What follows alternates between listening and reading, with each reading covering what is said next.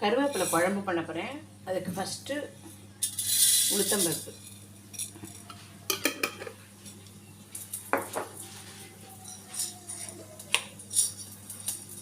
ரெண்டு மிளகு,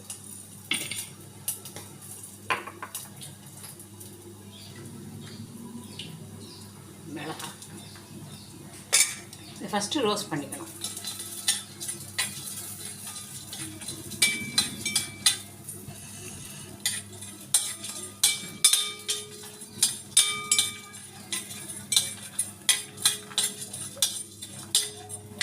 இதோடு கொஞ்சோண்டு புளி போட்டுக்கணும்.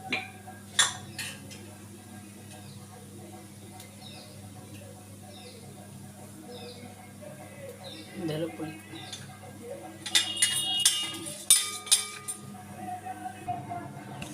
உளுத்தம்பருப்பு நல்லா வறுத்துட்டேன். இல்லை, இப்போ ஒரே ஒரு ஸ்பூன் அரிசி குருணை, கன்சிஸ்டன்சிக்கு தான்.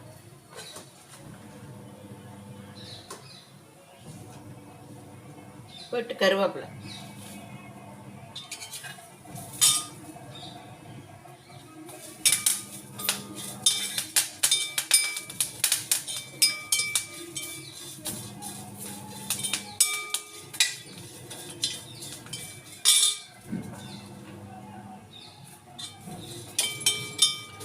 இது எல்லாமே மாலையபட்சம் அப்படிங்கிறதுனால பெருங்காயம், மஞ்சப்பொடி இது எதுவுமே ஆட் பண்ணாத ஒன்லி மிளகு, மிளகாய், உளுத்தம்பருப்பு, கருவேப்பிலை அது மட்டும்தான் போட்டிருக்கேன். இது நல்லா ட்ரை ரோஸ்டாக எடுத்து உப்பு கொஞ்சம் போட்டுக்கணும்.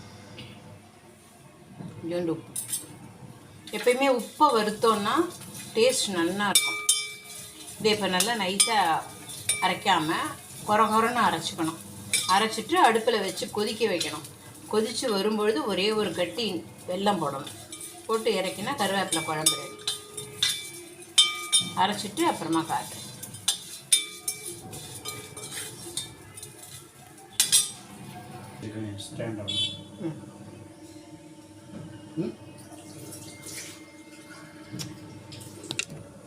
கருவேப்பிலை குழம்புக்கு அரைச்சாச்சு. அரைச்சிட்டு ஒரு 4 ஸ்பூன் நல்லெண்ணெயில் கடுகு, உளுத்தம்பருப்பு தாளித்து கொட்டியிருக்கேன். அதில் இவ்வளோ வெல்லம். இந்த வெல்லத்தை போடணும். வெல்லம் இந்த அளவு வெல்லம் வச்சுருக்கேன். இது ஜஸ்ட்டு ஒரு கொதி வந்ததுக்கப்புறமா அப்படி இறக்கிட வேண்டியதான்.